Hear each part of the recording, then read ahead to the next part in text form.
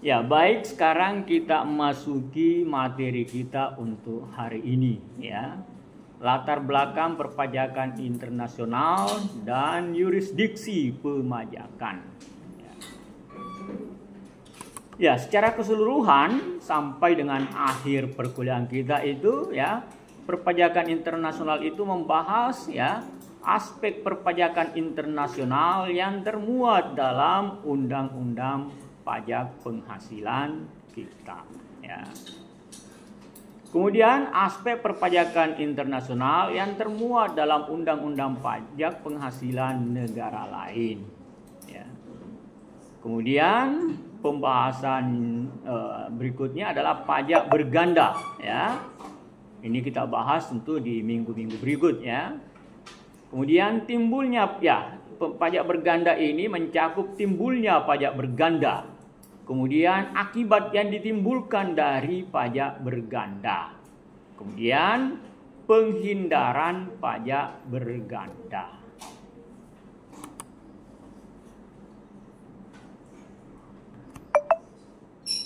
Ya. Perpajakan internasional juga membahas mengenai tax haven atau surga atau suaka pajak ya. Negara yang menerapkan tarif pajak yang sangat rendah ya. Kalau batasnya negara G20 dan OECD ya, itu AMT 15% ya. Di bawah 15% itu dianggap sebagai tax haven, negara tax haven ya. Tapi masing-masing negara itu mempunyai kriteria untuk memasukkan sebagai negara tax haven ya. Itu kita bahas nanti, lain di Inggris ya, lain di negara yang lain ya. Tapi baru-baru ini kita sudah menjadi anggota OECD ya, di samping negara G20 ya, baru-baru ini kita masuk ya.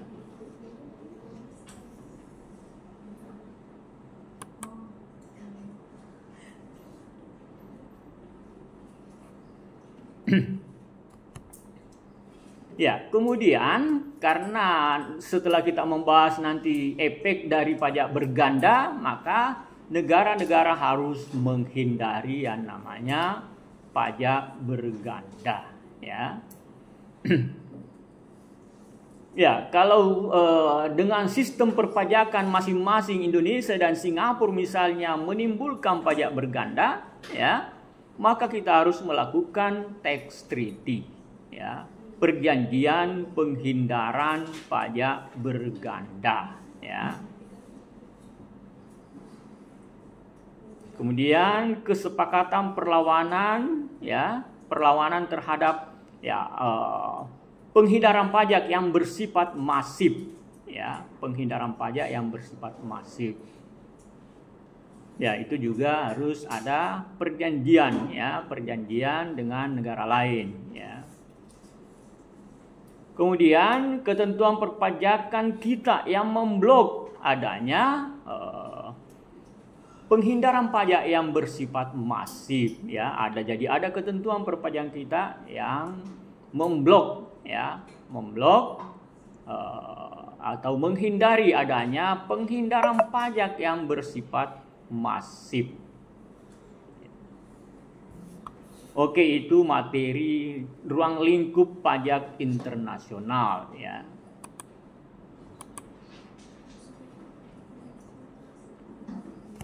Ya, kita lihat timbulnya perpajakan internasional. Ini tentu saja kalau terjadi adanya pendapatan lintas negara, baik dari subjek pajak dalam negeri kita ya ke mancanegara ya, maupun adanya pendapatan subjek pajak luar negeri ya yang diperoleh dari negara kita ya.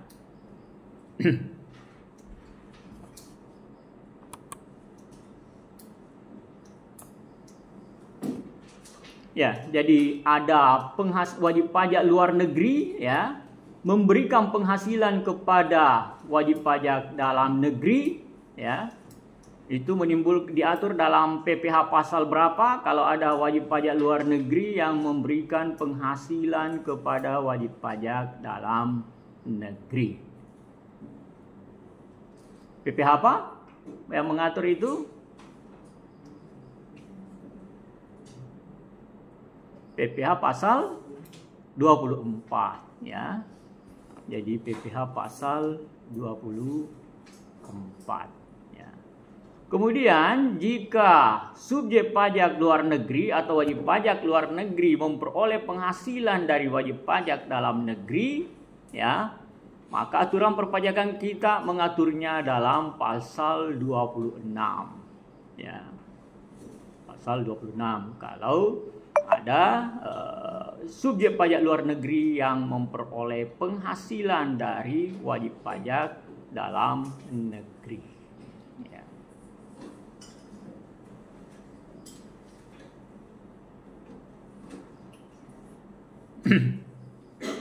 Ya, ini terkait dengan bagaimana undang-undang pajak negara lain, ya. Dan bagaimana pula ketentuan undang-undang pajak domestik dalam negeri, dalam hal ini karena kita di Indonesia, tentu kita mengatakan bahwa bagaimana ketentuan perpajakan di Indonesia ya. Apakah berbenturan dengan ketentuan perpajakan dengan undang-undang pajak di luar negeri yang bisa menyebabkan terjadinya pajak berganda ya. Jadi di situ dilihat ya, kalau terjadi maka diadakanlah perjanjian penghindaran pajak berganda ya. Itu terkait dengan P3B dan tax terkait dengan tax haven ya, tax haven.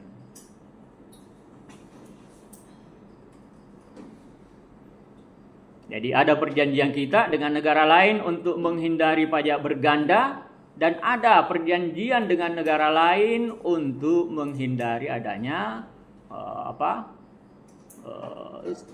tax haven.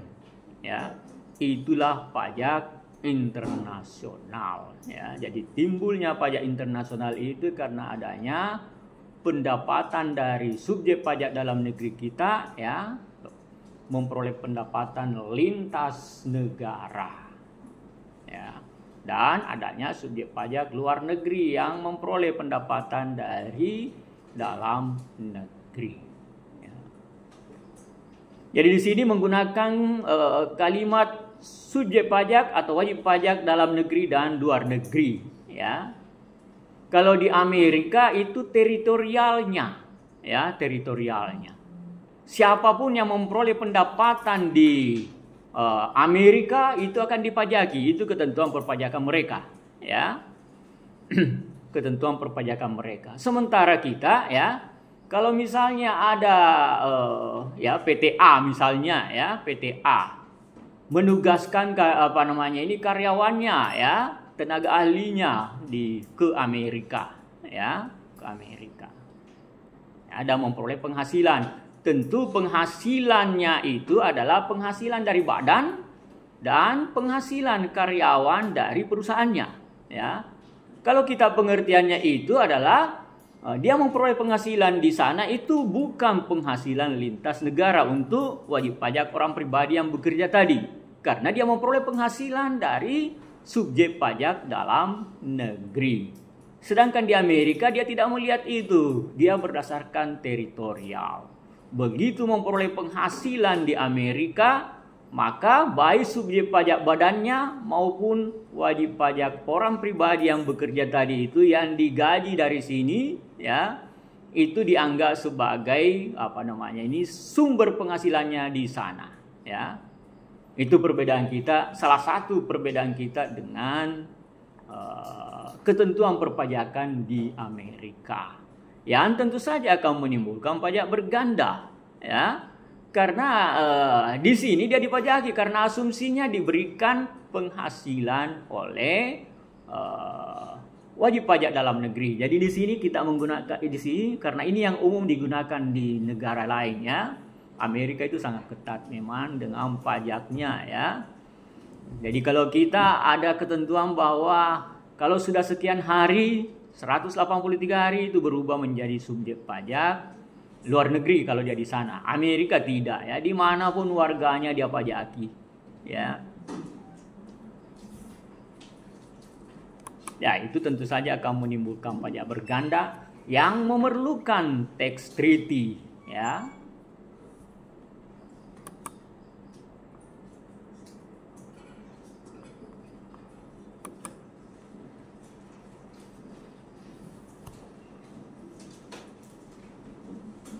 Ya, jadi timbulnya pajak berganda yang umum ya, yang umum. Jadi asas pemajakan Indonesia, kemudian asas pemajakan negara lain. Kalau sama asasnya, besar kemungkinan tidak terjadi pajak berganda. Dengan catatan terminologinya juga sama ya, terminologinya juga sama. Seperti tadi sumber penghasilan ya. Kalau Amerika menyatakan bahwa sumber penghasilannya, misalnya baik Amerika dan Indonesia itu menganut asas sumber ya, asas sumber pemajakan ya, di mana diperoleh penghasilan. Tetapi kalau terminologi sumber juga berbeda, maka bisa timbul pajak berganda ya. Karena sumber bagi kita itu bukan berdasarkan teritorial, tetapi wajib pajak apa yang memberikan penghasilannya ya. Kalau wajib pajak dalam negeri yang memberikan penghasilan dianggap bahwa sumbernya dari Indonesia. Walaupun jadi yang apa namanya ini memperoleh sumber dari negara lain itu hanya subjek pajak badannya. Itu ketentuan perpajakan kita ya. Jadi meskipun sama-sama sama-sama atau keduanya ya menggunakan asas yang sama, misalnya asas sumber ya, maka belum tentu. Tapi di sini kita katakan dulu ya, pajak tidak terjadi pajak berganda dengan catatan terminologi juga sama ya. Jadi masih harus ditambah terminologi mengenai sumber penghasilan juga sama ya. Jika berbeda, maka pasti terjadi pajak berganda ya. Kalian di atas ya secara umum tidak terjadi pajak berganda ya kalau sama ya, sama asas pemajakan ya. Iya, itulah yang menjadi objek penghindaran pajak berganda ya. Itu yang umum ya.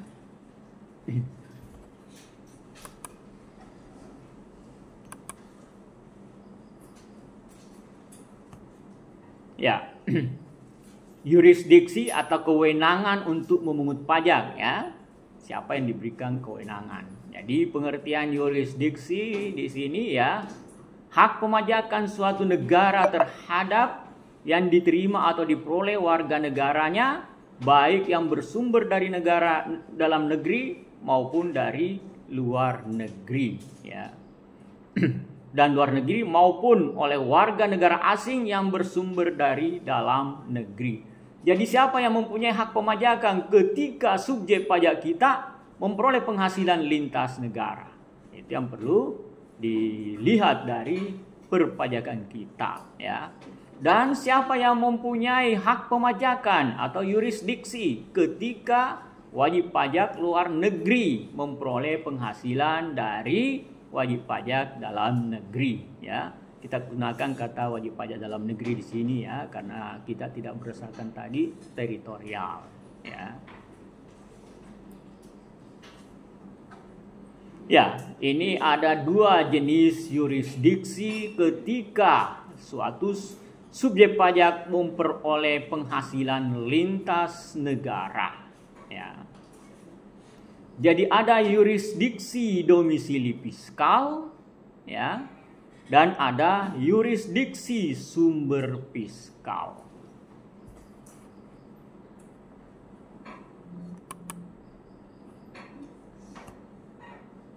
Ya, yang pertama yurisdiksi domisili fiskal ya, yaitu hak pemajakan yang didasarkan kepada siapa yang memperoleh penghasilan ya, berorientasi pada subjek pajak ya.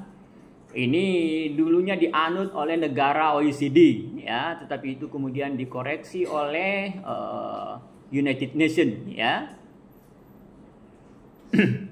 menjadi asas sumber, ya. Jadi kalau berdasarkan yurisdiksi domisili, ya, tenaga-tenaga kerja yang berasal dari Prancis, ya, yang kemudian memperoleh penghasilan di negara Afrika, misalnya di Ghana, maka hak pemajakan diberikan kepada di mana wajib pajak tadi itu, di mana subjek pajak tadi itu berdomisili. Berarti hak pemajakan diberikan kepada Prancis, ya, karena dia berdomisili di sana. Pihak yang memperoleh penghasilan berdomisili di Prancis, ya. Itu yang dulu dianut oleh OECD, ya. Tapi kemudian dikoreksi oleh United Nations, ya. Karena pertimbangan dari United Nations bahwa itu menimbulkan ketidakadilan, ya. Karena tenaga-tenaga ahli yang memperoleh imbalan yang tinggi itu kebanyakan dari negara maju, ya, negara maju. Kalau itu diberikan kepada domisili, maka itu terjadi ketidakadilan, ya. Lebih banyak pemajakan diperoleh oleh negara maju dibanding negara-negara berkembang yang mempunyai sumber-sumber penghasilan yang cukup besar, ya. Jadi itu dikoreksi oleh United Nations. Kemudian, ya, yang kita bahas ini adalah yurisdiksi yang sumber fiskal, ya, yaitu hak pemajakan didasarkan kepada objek penghasilan tersebut berada atau diperoleh. Jadi seperti tidak tadi, ya, sumber penghasilannya ada di Ghana, ya, ada di Ghana, ya. Maka kalau berdasarkan yurisdiksi sumber fiskal ini, maka yang diberikan hak pemajakan atau yurisdiksi adalah negara Ghana, karena di sana sumber penghasilannya, ya. Itulah yang dianut oleh United Nations, ya. Itu yang dianut oleh United Nations. Dan kita juga menganut itu, ya, tetapi kita menggunakan metode pengkreditan, ya, metode pengkreditan. Jadi kita tetap memajaki terlebih dahulu, tetapi nanti pajak yang dibayar di luar negeri itu kita akan jadikan sebagai pengurang pajak, ya, sepanjang yang dibayar di luar negeri itu tidak melampaui perhitungan perpajakan di Indonesia.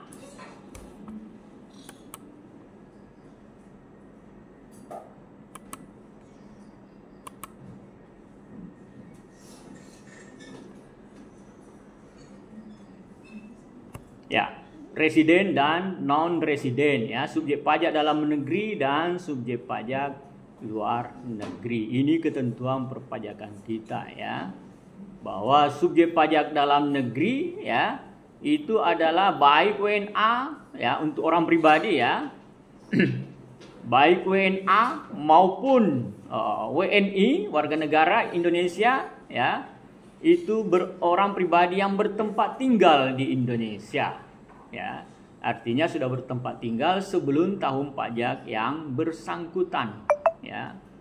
Jadi sebelum tahun pajak 2023 misalnya, ya, maka dia ini bertempat tinggal di Indonesia, ya. Kemudian berada di Indonesia lebih 183 hari dalam 12 bulan, ya. Jadi terminologi ini perlu dipahami, ya, karena Amerika tidak menggunakan ini, ya, tidak menggunakan ini, ya. Kemudian jadi orang pribadi berada di Indonesia dan berniat untuk tinggal di Indonesia. Ini bisa dilihat dari visanya, ya, visa kerja atau visa kunjungan, ya. Kemudian semua badan yang didirikan atau bertempat kedudukan di Indonesia itu merupakan subjek pajak dalam negeri, ya. Kemudian warisan yang belum dibagi, itu ketentuan perpajakan kita ya. Kemudian ada subjek pajak luar negeri ya, subjek pajak luar negeri. Ya, orang pribadi yang tidak bertempat tinggal di Indonesia, kebalikan dari tadi ya. Kemudian WNA yang berada di Indonesia tidak melampaui 183 hari ya. Kalau melampaui berarti dia subjek pajak dalam negeri ya. Kemudian WNI yang berada di luar Indonesia ya lebih dari 183 hari. Jadi warga negara kita yang ada di Hong Kong sana itu ya, atau di Arab Saudi atau di Malaysia, Singapura ya, itu tidak lagi menjadi tidak lagi menjadi subjek pajak dalam negeri, tapi sudah menjadi subjek pajak luar negeri manakala ya sudah bertempat tinggal di luar negeri atau di luar Indonesia lebih dari 183 hari ya. Jadi apakah subjek pajak dalam negeri ataukah subjek pajak luar negeri itu tidak sepenuhnya berdasarkan kewarganegaraan ya. Tetapi ketentuan perpajakan kita, kalau orang pribadi dia bertempat tinggal di mana ya, atau sudah berada di Indonesia sudah berapa lama, itu yang menentukan apakah dia subjek pajak dalam negeri dan subjek pajak luar negeri ya. Ketentuan perpajakan kita ya, ketentuan perpajakan kita bahwa untuk subjek pajak dalam negeri maka penghasilan yang harus dihitung itu adalah penghasilan baik dari Indonesia maupun dari luar Indonesia. Jadi warga negara kita yang ada di Hong Kong yang sudah tidak berstatus sebagai subjek pajak dalam negeri, maka pendapatannya hanya dihitung untuk pendapatannya yang di luar negeri saja ya, tidak dihitung lagi yang di Indonesia saja ya, Jadi pendapatan yang dihitung hanya yang dari Indonesia. Sedangkan pendapatan yang diperoleh dari luar negeri di Hong Kong ya atau di Malaysia tidak lagi dihitung kalau sudah memenuhi ya persyaratan sebagaimana yang diatur dalam ketentuan perpajakan kita, sudah menjadi subjek pajak luar negeri. Ya, kemudian untuk badan ya tidak didirikan dan tidak bertempat kedudukan di Indonesia ya. Dulu di masa krisis moneter ya, banyak perusahaan-perusahaan yang didirikan di Indonesia tetapi memindahkan tempat kedudukannya ke luar negeri ya. Jadi dia memindahkan tempat kedudukannya di luar negeri ya, supaya jangan terimbas dengan krisis ya. Tetapi itu dianggap sebagai anasionalis. Pada saat kita mengalami kesulitan, mereka justru memindahkan badan usahanya ke luar negeri ya. Ya, jadi seperti BCA dulu itu ya, itu kan semuanya mengalami krisis likuiditas ya, BCA dan lain-lain, BII ya. Jadi aset sama dengan hutang ditambah modal ya, asetnya dibawa ke luar negeri, hutangnya ditinggal di Indonesia. Itulah yang mendapat bantuan likuiditas ya. Ya, bantuan likuiditas karena masyarakat ini punya uang di sana ya, punya uang di bank itu ya, dan harus ditalangi oleh pemerintah ya, BLI ya. Jadi supaya, karena bank ini sangat diperlukan, dia merupakan urat nadi perekonomian kita ya. Kapan bank itu kolaps, maka perekonomian kita lumpuh ya. Jadi jangan dengar itu ya bahwa jangan bekerja di bank konvensional ya. Ini ya, yang pendapatan yang terkait dengan bank, dari mana Anda bisa hidup kalau keluar dari sistem perbankan ya? Bagaimana kita bisa hidup kalau keluar dari sistem perbankan ya? Agama itu memperhatikan kemaslahatan ya, kemaslahatan, ya. Jadi seperti minuman keras dilarang itu karena tidak maslahat, ya, membuat otak tidak bekerja normal, ya. Pernah saya dulu ditemani oleh stafnya, ya, tapi itu memang ini perusahaan yang bergerak di hiburan malam, ya. Tapi saya ditugaskan oleh bank untuk melakukan appraisal atas aset-asetnya, ya. Termasuk inventory-nya justru yang banyak, ya. Di situ ada minuman keras, ya, minuman keras. Saya ditemani masih berbau, ya. Masih berbau. Ya, minuman keras apalagi itu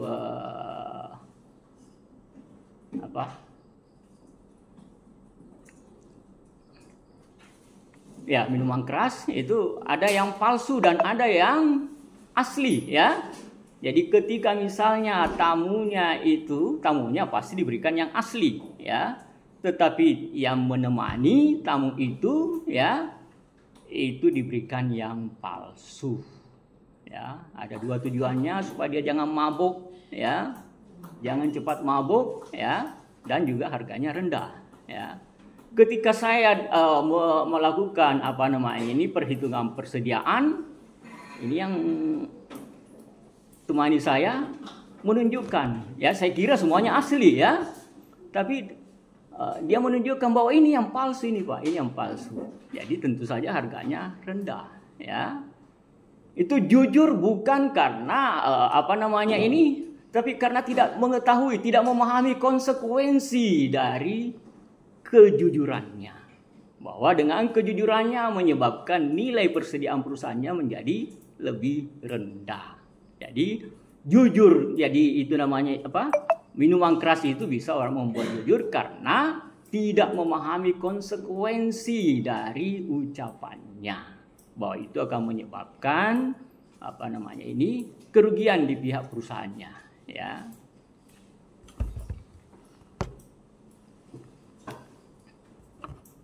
Oke, kita lanjut. Itu tadi di luar konteks, ya.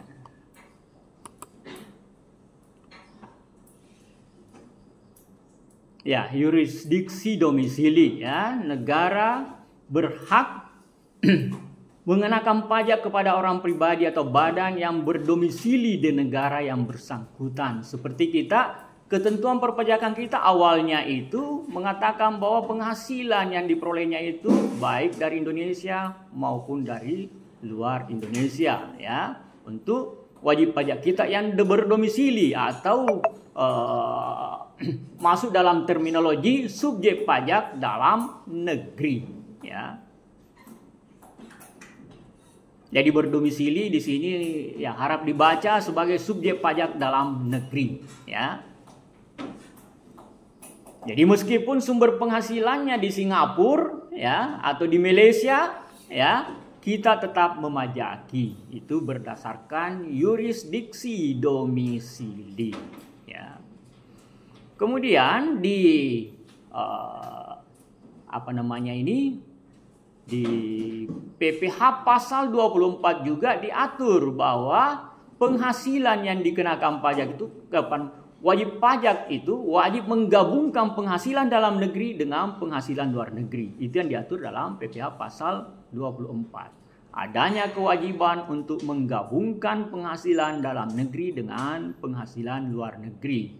Jadi itu merupakan kelanjutan dari PPh pasal 4 ayat 1, ya. Yang mengatakan bahwa penghasilan itu adalah penghasilan baik yang diperoleh di Indonesia maupun dari luar Indonesia. Ya, itu asas domisili, ya.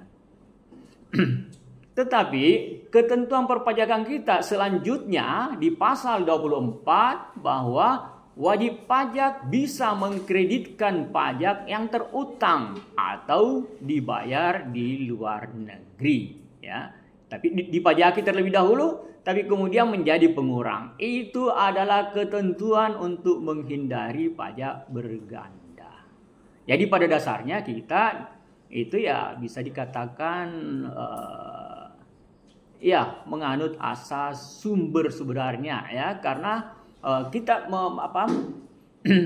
mengurangi pajak yang dibayar di luar negeri itu dengan keseluruhan pajak yang dihitung dari penggabungan penghasilan dalam negeri dan penghasilan luar negeri.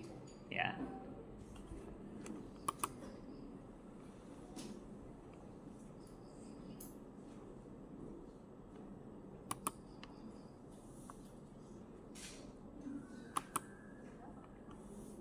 Ya, yang tadi itu yang saya ceritakan tadi itu ya, minuman seperti vodka ya.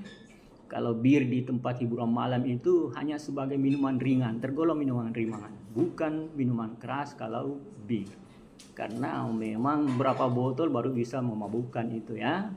Tapi kalau whisky ya, vodka itu sedikit saja sudah bisa mabuk, apalagi kalau ini ya. Itulah dilarang oleh agama kita ya, agama Islam ya. Dilarang karena menimbulkan perubahan jiwa ya. Tapi ketentuan agama itu pada awalnya tidak mengharamkan ya. Hanya mengatakan bahwa minuman beralkohol itu mudaratnya lebih tinggi dari manfaatnya. Karena memang ada manfaatnya tadi ya, dia bisa jujur tadi ya. Jujur bukan karena jiwanya yang sehat, tetapi karena tidak mengetahui ya, hilang akalnya untuk melihat konsekuensi dari apa yang dia ucapkan ya. Jadi awalnya itu tidak diharamkan ya, nanti belakangan diharamkan. Itulah ketentuan yang harus kita pegang ya.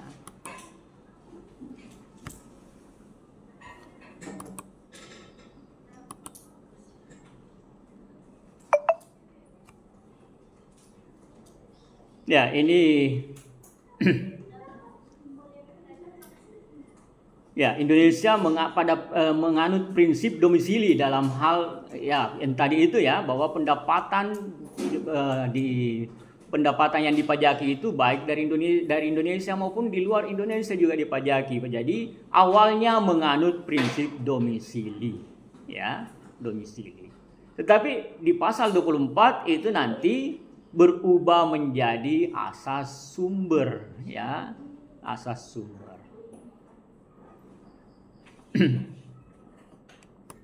Kita hanya mempunyai hak pemajakan atas penghasilan di luar negeri itu manakala tarif pajak kita lebih tinggi dibanding dengan tarif pajak di luar negeri ya. Jadi kalau kita 22%, sementara di sana hanya 15%, berarti penghasilan baik dari Indonesia maupun dari luar Indonesia itu dikenakan pajak 22%. Yang menjadi pengurangan nanti itu atas dasar 15% saja, sesuai dengan yang real dibayar di Singapura ya, di luar negeri ya. Jadi kita masih mempunyai keuntungan perpajakan manakala ya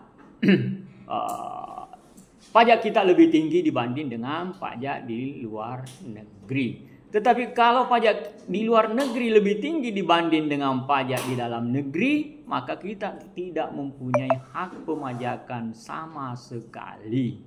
Kecuali kalau kita mengadakan perjanjian P3B dengan negara Singapura ya.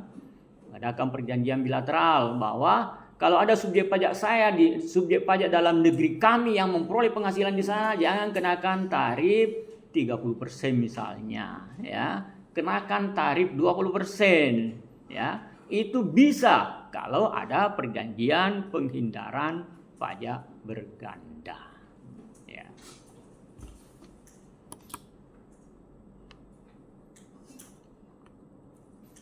Ya, di sini ketentuan perpajakan kita orang pribadi yang bertempat ya, tadi sudah ini ya.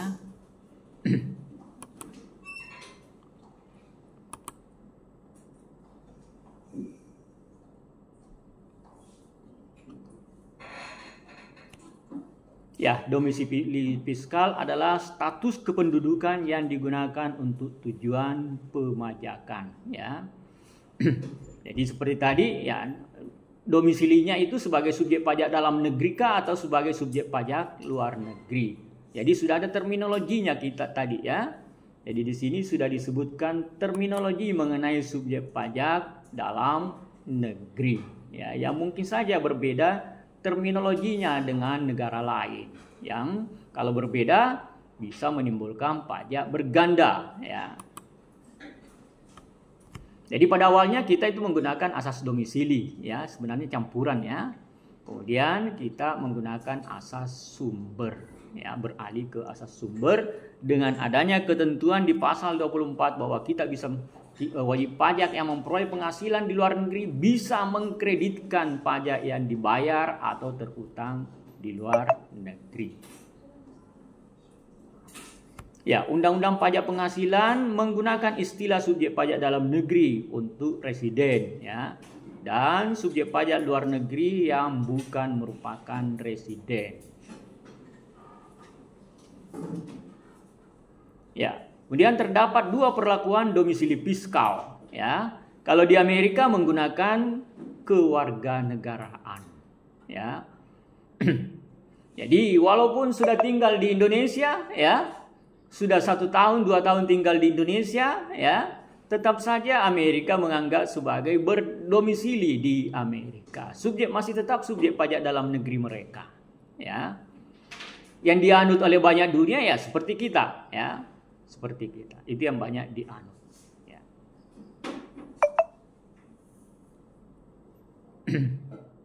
Jadi yang pertama, yang kedua adalah tidak mengaitkan dengan kewarganegaraan. Misalnya kita di Indonesia, ya, walaupun warga negara kita kalau sudah memenuhi persyaratan untuk dianggap sebagai non-residen, ya, maka dia dianggap sebagai non-residen, ya.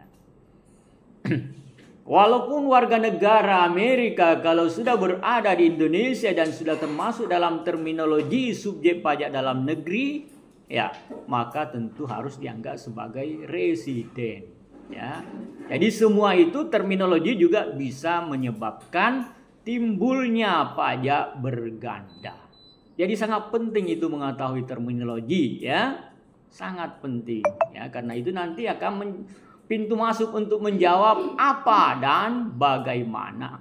Untuk menjawab bagaimana dan mengapa, ya. Terminologi itu apa, ya. Untuk sebagai pintu masuk untuk menjawab bagaimana dan mengapa, ya.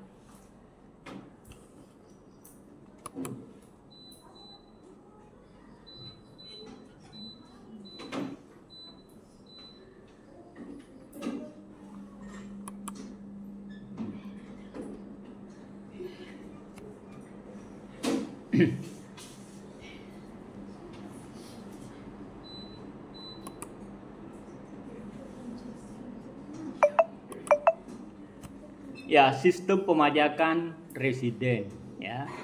Jadi status kependudukan, ya, residen atau non residen mempengaruhi pemajakan seseorang, ya.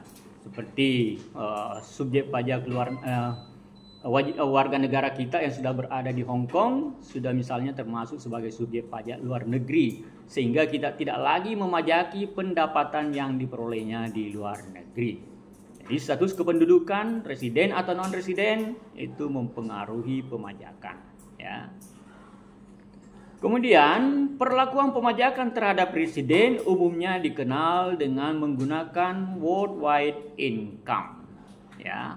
Jadi pemajakan yang kita yang kita gunakan, ya, dengan menggunakan worldwide income itu dianut oleh banyak negara, ya. Umumnya negara menganut hal itu, bahwa pendapatannya itu harus dipajaki atas semua pendapatannya terlebih dahulu untuk yang residen, ya, untuk subjek pajak dalam negeri, ya.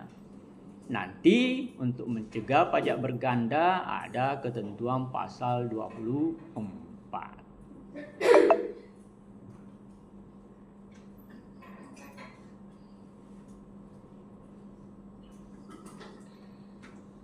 Ya, jadi prinsip worldwide income itu, ya, subjek pajak sebagai residen dikenakan sebagai residen atau subjek pajak dalam negeri itu dikenakan pajak atas penghasilan domestik dan penghasilan dari luar negeri.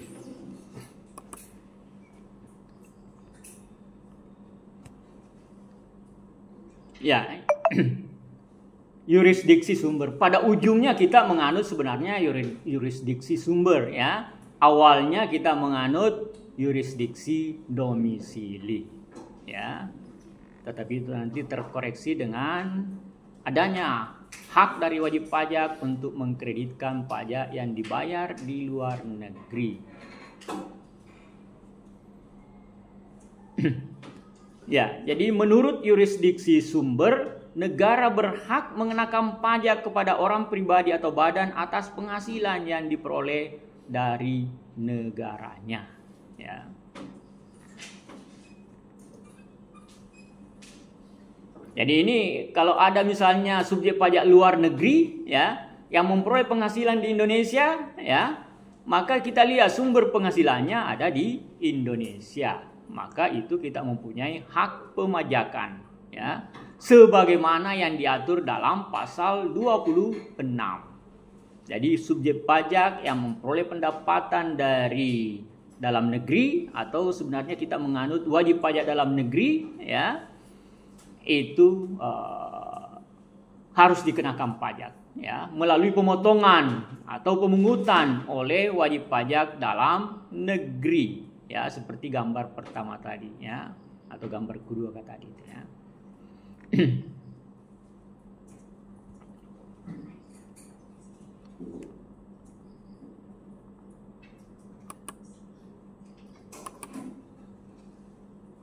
Ya, ini yang diatur dalam pasal 26 ya. Atas penghasilan di bawah ini dengan nama dan dalam bentuk apapun yang dibayarkan atau terutang oleh badan pemerintah, subjek pajak dalam negeri, penyelenggara kegiatan, booth atau perwakilan perusahaan luar negeri lainnya ya kepada wajib pajak luar negeri ya, selain bentuk usaha tetap di Indonesia, dipotong PPh sebesar 20%. Kecuali kalau kita mempunyai perjanjian penghindaran pajak dengan negara lain, misalnya diminta 10% ya atau di bawahnya. Bisa ya.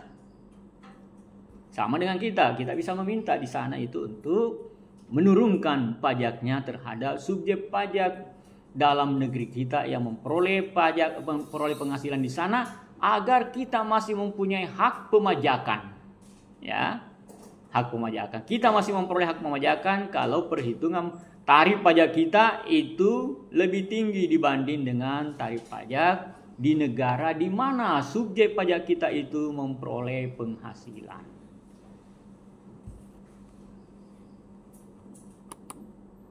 Ya, ini semua ya yang merupakan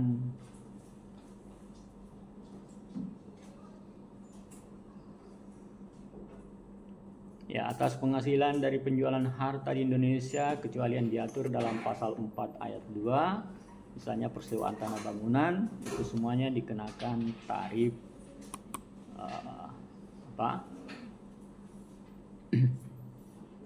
20% sesuai dengan PPh pasal 26.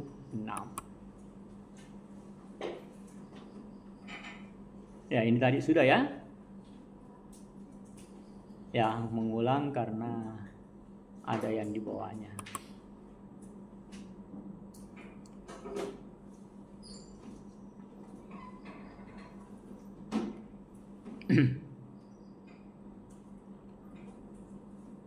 Jadi jadi pajak dikenakan atas kalau dia penghasilan atas pekerjaan, jasa dan kegiatan dari Indonesia maupun dari luar Indonesia. Ini tadi yang disebut dengan worldwide income ya. Kita memajaki atas semua penghasilannya ya. Yaitu subjek pajak dalam negeri ya, orang pribadi, WNI dan badan ya. Kalau WNA ya berlaku hal yang sama kalau tidak memenuhi yang ini ya. Mempunyai keahlian tertentu ya. Kalau mempunyai keahlian tertentu maka tidak dipajaki ya untuk sumber pajaknya, untuk penghasilannya yang di luar negeri, hanya dalam negeri saja ya. Tetapi ketentuan perpajakan kita juga mengatakan ya di Ciptaker bahwa kalau dia diberikan penghasilan ya di luar negeri, jadi meskipun dia bekerja di Indonesia, Kalau dia mengatakan bahwa dibayar di luar negeri, itu termasuk sebagai apa? Penghasilan dari luar negeri. Ya, maka juga tidak dipajaki karena dianggap sebagai penghasilan dari luar negeri. Jadi ketentuannya begitu menjadi subjek pajak dalam negeri, maka dia dipajaki baik penghasilan di Indonesia maupun dari luar Indonesia, kecuali yang memenuhi 1B ini, ya. Mempunyai keahlian tertentu, ya, dan seterusnya, ya. Itu yang menjadi subjek pajak dalam negeri.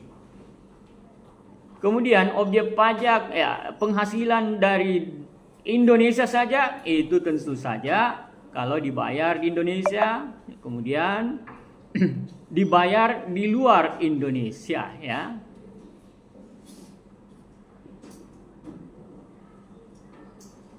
Ya, penghasilan dari subjek pajak dalam negeri kita dibayar di Indonesia maupun dari luar Indonesia.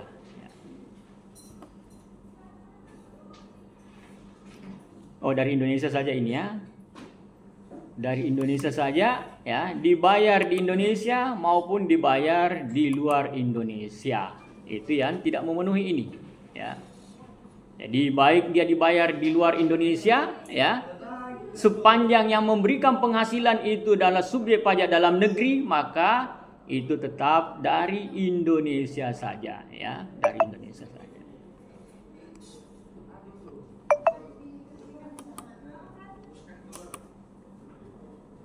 Baik, itu materi kita hari ini, ya. Itu materi kita hari ini.